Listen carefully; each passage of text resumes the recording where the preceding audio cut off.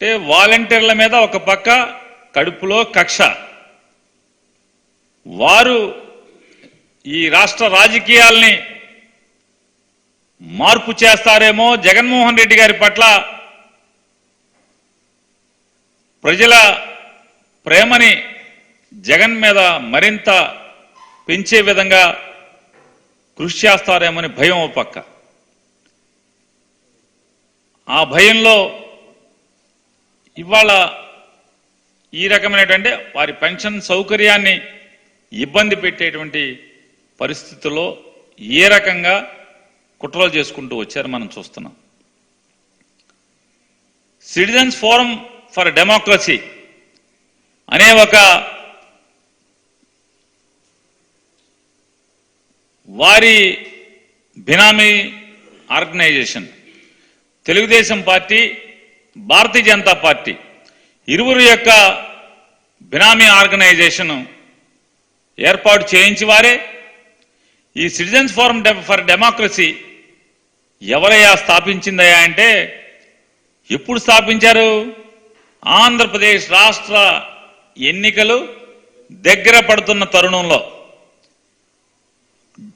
దాని అధ్యక్షులు వారు జస్టిస్ భవానీ ప్రసాద్ గారు. ఎవరి భవానీ ప్రసాద్ గారు?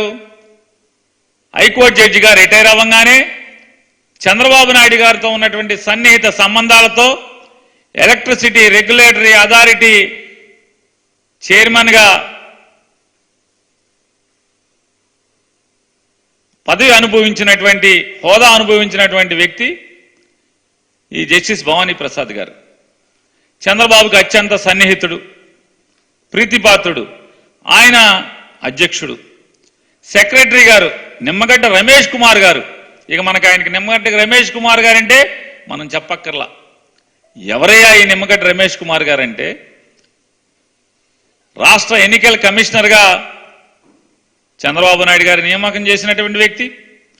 ఆయన ఒక ప్రత్యేక హోదాలో, అంటే నిష్పక్షపాతమైనటువంటి చట్టబద్ధమైనటువంటి ఒక వ్యవస్థకి అత్యున్నత స్థాయిలో ఉద్యోగ విధి నిర్వహణ చేస్తూ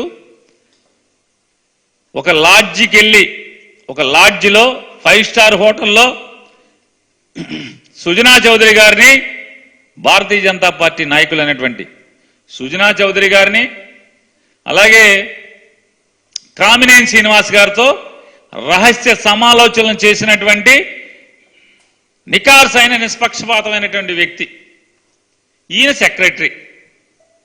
ఇక లక్ష్మణ్ రెడ్డి వైఎస్ఆర్ కాంగ్రెస్ పార్టీలో విభేదించి 2 సార్లు పదవిచ్చి 3వసారి ఎక్స్టెన్షన్ ఆపితే ఆయన విభేదించి వైఎస్ఆర్ కాంగ్రెస్ పార్టీని, జగన్మోహన్ రెడ్డి గారి ప్రభుత్వాన్ని దూషణల పర్వం తెరతీసి చంద్రబాబు పంచన చేరి వీళ్ళ ముగ్గురు ఏర్పాటు చేసినటువంటి ఒక రాజకీయ ప్రేరేపిత సంస్థ సిటిజన్స్ ఫోరం ఫర్ డెమోక్రసీ.